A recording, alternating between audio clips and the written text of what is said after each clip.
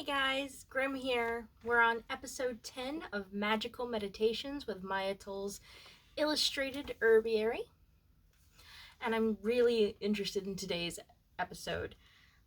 Today's episode is Tap Your Resources, Burdock.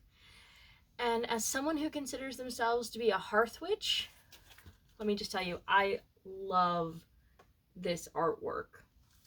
Just love it. So, let's get right into it, shall we? Tap your resources, Burdock.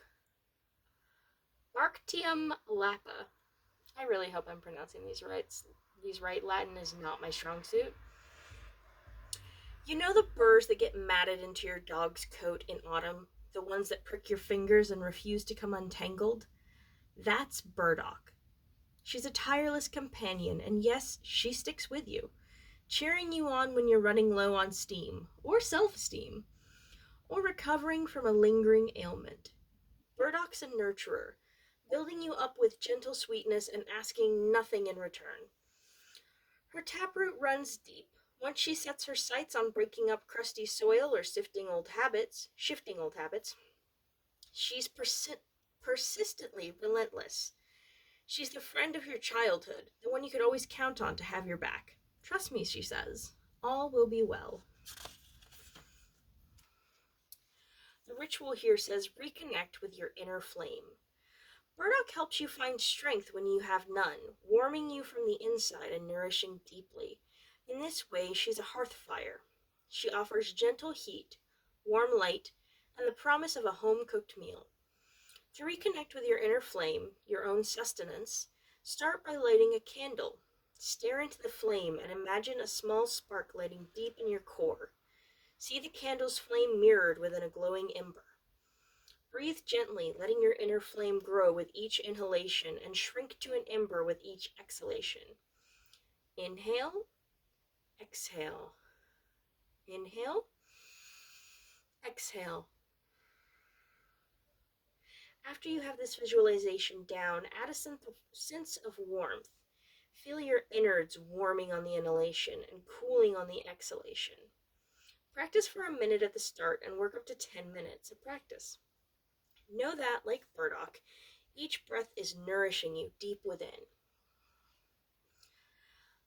I use that particular style of meditation a lot. It's kind of how I get prepared for anything big that I'm going to do, especially like the monthly renewing of the wards and things like that. We do have some minor protection wards around the house, just try to keep the good vibes in and the bad vibes out, you know? Reflection. Find your hearth fire. We're not always kind to those who love us best and nurture us deeply. It's easy to neglect, accidentally or cruelly, the friend or loved one who's always present and never demanding. Who do you count on when you're feeling burned out and your soul is malnourished? This person is your hearth fire. Once a year, the ancient Celts would extinguish their individual hearth fires and relight them from a communal flame. Does your hearth fire need to be tended or relit? Especially nowadays, there's a really big sense that this idea of community has fallen to the wayside. It's why it's so important, if you can, to get involved in community mutual aid projects, because we're stronger as a community. We're happier as a community. Humans are obnoxiously social creatures. Even the most introverted of us want to be around and want to be included, just in a quieter way. And if you have friends who are introverts, just FYI, and you invite them out, try to keep the volume down. The less loud you can keep things, the longer they'll be able to stay. I know that anytime I'm hanging out with people, the louder it gets, the more I start to freak out. As someone who is introverted myself, like, the noisier it is, the louder people are talking, the less I can stand it. So anyway, moving on. Burdock, Arctium lapa. It's also known as Fox's Cloak and Beggar's Buttons. The magical properties that I could find are just sort of general protection, repelling negative energies and entities. It's good for safe travel charms, and just generally healing magic. It's associated with the planet Venus and the element of water. And if you'll remember, we have opted to go away from using